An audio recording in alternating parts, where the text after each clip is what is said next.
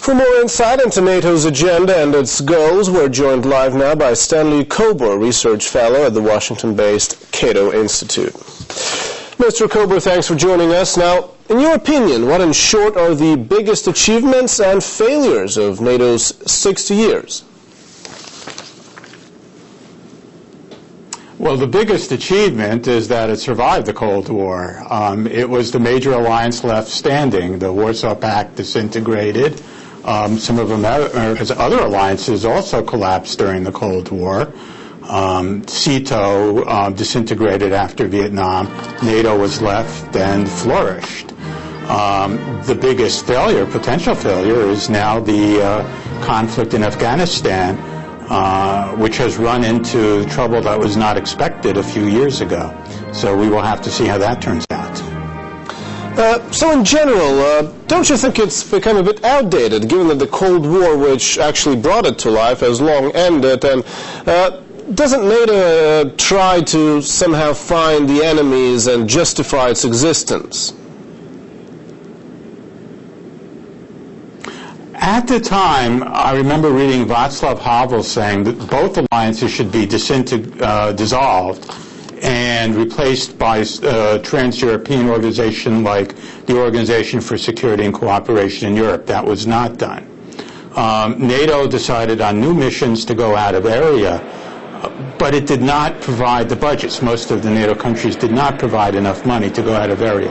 To go out of area in a place like Afghanistan requires a lot of money, and you need the military forces, and those were just not provided. So they attempted to replace it with a grand theoretical structure, but simply did not provide the resources. I think they just did not expect to be challenged as seriously as they have been.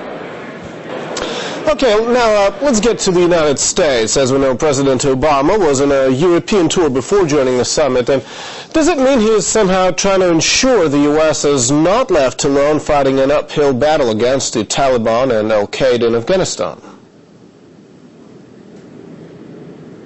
Well, we are fighting a very difficult battle. As I said, this was not expected a few years ago. We thought they were pretty much finished.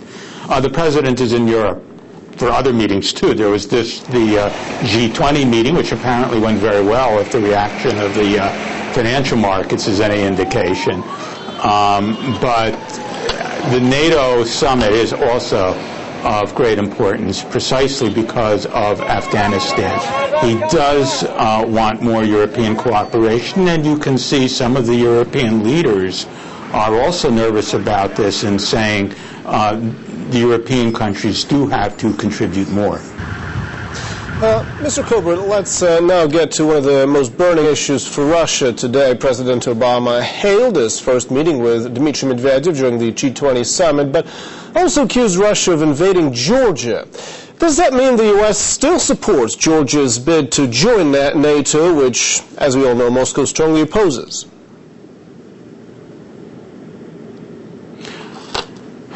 My concern here, to be honest, is what we could do for Georgia now, even if it were in NATO.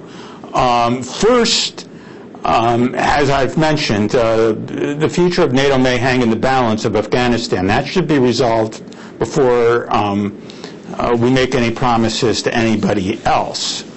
And I'm of a certain generation, I guess. I remember Vietnam. And as I mentioned earlier, we were in Vietnam because of another treaty similar to NATO, the Southeast Asia Treaty Organization. And we really tried to defend South Vietnam. We had at the peak over 500,000 troops in there, and we failed. And whenever anybody mentions extending further promises, I have to wonder, can we make good on those promises? I am haunted by this.